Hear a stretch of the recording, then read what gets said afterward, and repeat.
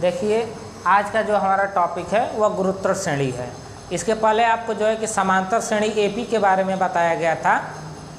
आज जो है गुरुत्तर श्रेणी के बारे में बताया जाएगा। गुरुत्तर श्रेणी होती क्या है, ठीक है ना। इसको शॉर्ट में जीपी भी कहा जाता है। तो गुरुत्तर श्रेणी जानने से पहले, पूरा फार्मूला जानने से पहले हम इसको डिफिनीशन इसका जान लेते हैं। तो देखिए गुरुत्तर श्रेणी होती क्या है। देखिए शून्येतर संख्याओं का अनुक्रम, शून्येतर संख्याओं का अनुक्रम जिसमें किसी पद और उसके पूर्व पद का अनुपात जो होता है नियत होता है। जैसे मान लीजिए कोई अनुक्रम दिया हुआ है, इसमें अनुक्रम को जैसे मान लीजिए कैसे दिया हुआ है कि T1, T2, T3 dot dot यह Tn तक दिया हुआ है। यह एक अनुक्रम श्रेणी दिया गया है। तो कह रहा है इसमें किसी का भी कोई भी पद उसके पूर्व पद का जो अनुपात होता है वह नियत होता है। अर्थात देखिए हम इसको ऐसे, नियत का मतलब T2/T1 इक्वल टू T3/T2, यही अनुपात जो होता है उनका नियत होता है। और इसी अनुपात को जो है कि हम यूँ कह लेते हैं कि यह सार्वनुपात है। इसी को हम कह लेते हैं कि सार्वनुपात है, ठीक है ना। और इसको जो है स्मॉल r से प्रदर्शित किया जाता है। इसको स्मॉल r से प्रदर्शित किया जाता है। और किसी भी गुरुत्तर श्रेणी का n पदों का मान निकालने के लिए जो फार्मूला यूज होता है वह होता है Tn equal to a into r⁻n-1। देखिए यही जो होता है गुरुत्तर श्रेणी का n पद यदि निकालना हो तो इसके लिए जो है कि यह फार्मूला होता है। Tn equal to a into r⁻n-1 होता है। देखिए r जो होता है सार्वनुपात होता है और a जो होता है सीरीज का प्रथम पद होता है जिसको a से डिनोटेड किया जाता है। और जो है कि n जो होता है यह होता है श्रेणी के या पूछे गए श्रेणी में पदों की संख्या, यही जो है कि इसको डिनोट करता है। तो देखिए यह फार्मूला होता है, ठीक है ना।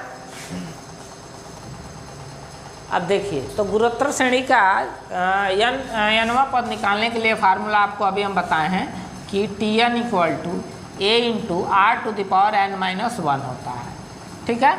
और इसका सार्वनुपात निकालना हो तो सार्वनुपात को हम जो है कि r से डिनोटेड करते हैं। यदि अनुक्रम है यानी कि श्रेणी दिया हो T1, T2, T3, T4 dot dot Tn, यह अनुक्रम दिया हुआ हो तो हम सार्वनुपात निकालने के लिए होता है T2/T1 और यह भी होता है T3/T2।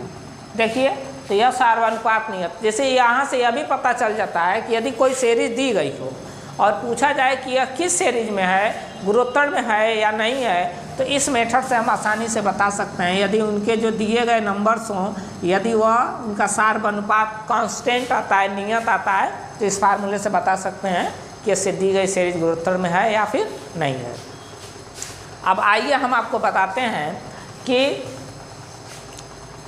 गुरुत्तर श्रेणी का अंत से nवां पद क्या होता है। गुरुत्तर श्रेणी का अंत से nवां पद, गुरुत्तर श्रेणी का अंत से nवां पद। देखिए तो गुरुत्तर श्रेणी का अंत से nवां पद क्या होता है, यह होता है यल। देखिए यल की बात आ गई, यहाँ पे यल हो गया। तो यल क्या होता है, हमारा अंतिम पद होता है। और जो है कि यह हो जाएगा हमारा r⁻n-1। देखिए तो यदि गुरुत्तर श्रेणी का अंत से nवां पद निकालना है तो यह होता है l/r⁻n-1। इस फार्मूले से गुरुत्तर श्रेणी का अंत से nवां पद हम निकाल सकते हैं। अब आइए आपको इस पर हम न्यूमेरिकल्स बताते हैं, आपको कैसे इनके न्यूमेरिकल सॉल्व करना है, इसका पूरा मेथड हम बता रहे हैं। अब देखिए हमने क्या लिया है, सीरीज लिया हुआ है। तो यह सीरीज का जो है कि 6वां पद हमसे पूछा जा रहा है। तो पहले हम आपको बता देते हैं कि यह गुरुत्तर में है कि नहीं है। तो गुरुत्तर में है कि नहीं है इसके लिए हम जांच कर लेते हैं। तो जांच करने का जो हमारा प्रोसेस है अभी हम बताए हैं कि देखिए जैसे यह T1 होगा, T2 होगा, T3 होगा, ठीक है ना। तो इसी तरह से हम लिख सकते हैं इसको 6/2 बराबर 18/6, यही ना होता है। T1 अपान यहाँ होता है, देखिए यहाँ पे T2 upon T1 equal to T3 upon T2, ये ना फार्मूला होता है। देखिए इसको कैंसिल करते हैं तो 3 हो जाएगा, ये भी कैंसिल करते हैं तो जो है कि 3 हो जाएगा। तो देखिए इनका जो सार्व अनुपात है जो है, ठीक है ना, यह सेम आ रहा है, यानी कि यहाँ से यह स्पष्ट हो गया कि यह सीरीज जो है गुणोत्तर में दी गई है, ठीक है। अब आइए इसका 6वां पद हमको निकालना, तो सीरीज यह है, तो ए बराबर जो है प्रथम पद 2 होगा, ठीक है ना, और n बराबर हो जाएगा हमारा 6, ठीक है ना। और जो है सार्व जो अनुपात होगा, तो सार्व अनुपात क्या होगा, ये होगा 6/2, यानी कि हम यूँ कर लेते हैं 3, या 18/6 करते तभी भी 3 आता, ठीक है। अब इसका 6वां तो फार्मूला होता है Tn equal to A into r⁻n-1, यही हमारा मूल फार्मूला होता है। देखिए यहाँ सॉल्व करते हैं, हमको T6 चाहिए, तो T6 इक्वल टू देखिए 2 इंटू और r का मान कितना है 3, देखिए r का मान यहाँ 3 और n कितना है 6 - 1, r देखिए 2 इंटू 3⁵, तो 3⁵ हो जाएगा।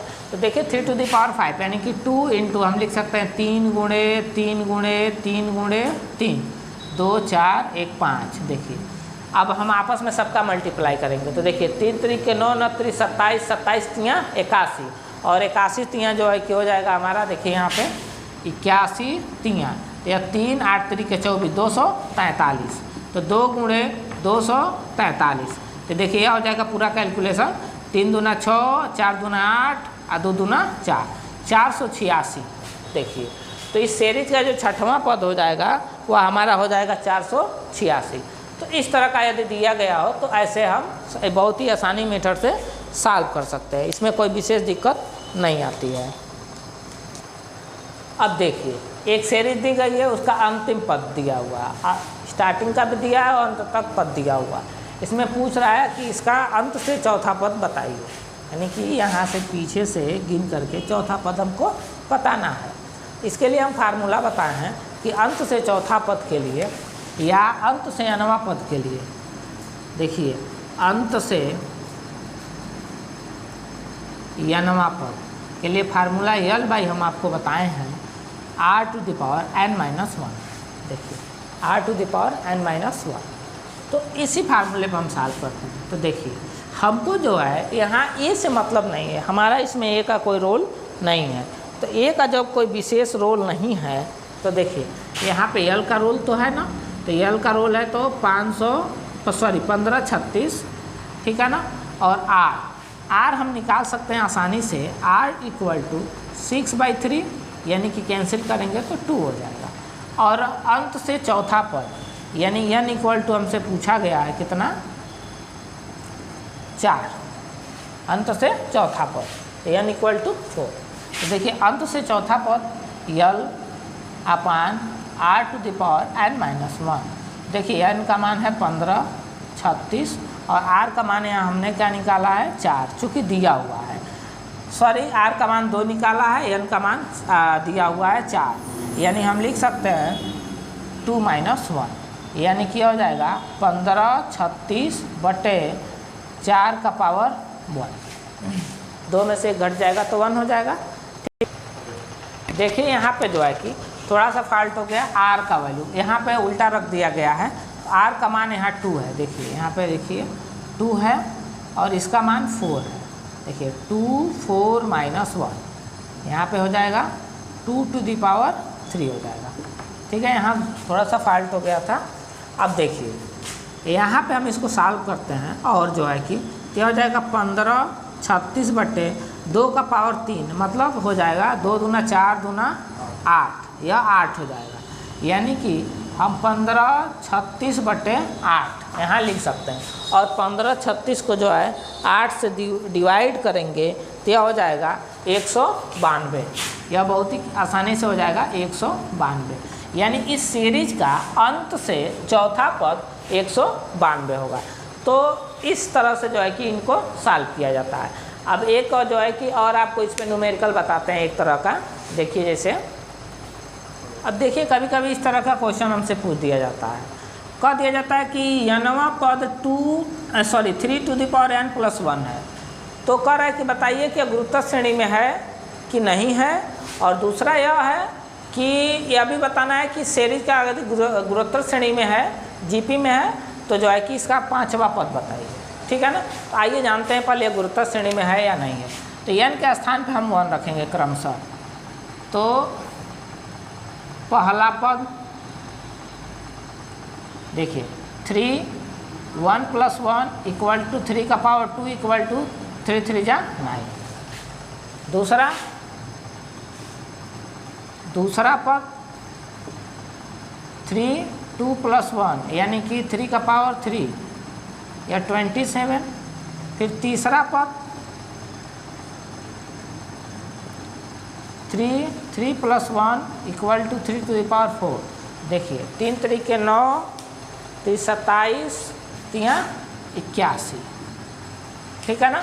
यानी कि हमारी जो सीरीज बन रही है 9 27 81 डॉट डॉट, देखिए यही सीरीज बन रही है। अब इसको चेक करना है कि यह जीपी में है या नहीं है। तो चेक करने के लिए जीपी में हम जानते हैं कि T2/T1 इक्वल टू T3/T2, यही फार्मूला होता है। तो देखिए हम 27/9 बराबर 81/27। देखिए यह 3 बार में और यह भी 3 बार में, जो इसका सार्वनुपात है वह 3 आ गया।